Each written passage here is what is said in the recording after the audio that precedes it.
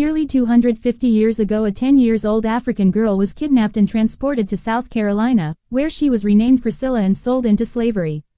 Unlike the ancestors of many African Americans who were brought to North America as slaves, Priscilla left a paper trail that tells her story and connects her living descendants. Thomalind Martin Polite is Priscilla's seventh-generation granddaughter. At the invitation of the Sierra Leone government, the Charleston, South Carolina, speech therapist recently visited her ancestors' homeland. There, Polite met with other descendants of Priscilla during a celebration last week. What makes Priscilla's homecoming so special, and likely not to be repeated, is that Thomalind can trace her ancestry literally from the day the slave ship left Sierra Leone on April 9, 1756, to the present moment, said Joseph Opala, a historian at James Madison University in Harrisonburg, Virginia. We're dealing with a 249-year paper trail.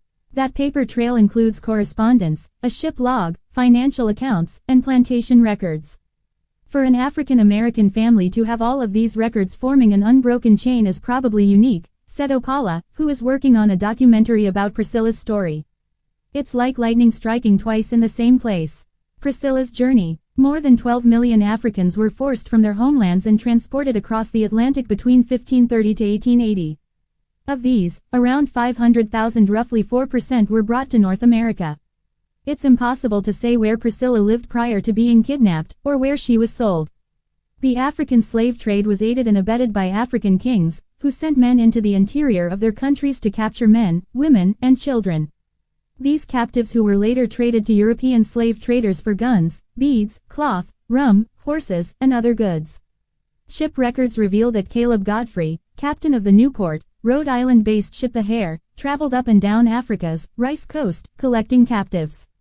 The West African region stretched from Senegal in the north to Benin in the south and had a rice-growing tradition stretching back thousands of years. Denizens of the rice coast were highly prized as slaves by slave owners in South Carolina and Georgia the 18th century. Priscilla left from Sierra Leone's Bunce Island, site of one of about 40 European slave-trading castles along the coast of West Africa. The voyage began on April 9, 1756, with the Hare carrying 84 slaves. Records indicate that 16 people died on the 10-week journey to Charleston, South Carolina. Elias Ball LL, a wealthy South Carolina rice plantation owner, purchased 4 boys and 2 girls for £600.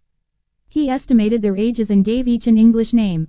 The newly named 10-year-old Priscilla was taken to Ball's Coming Tea Plantation, where she lived the rest of her life.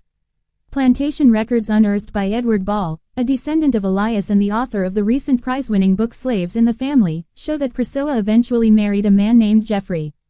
The two had 10 children, at least 4 of which reached adulthood. Priscilla died in 1811, leaving 30 grandchildren. Rhode Island connection. The remarkable documentation of Priscilla's journey provides a fresh opportunity to examine slavery in the United States. Priscilla's story has fostered a number of public awareness projects.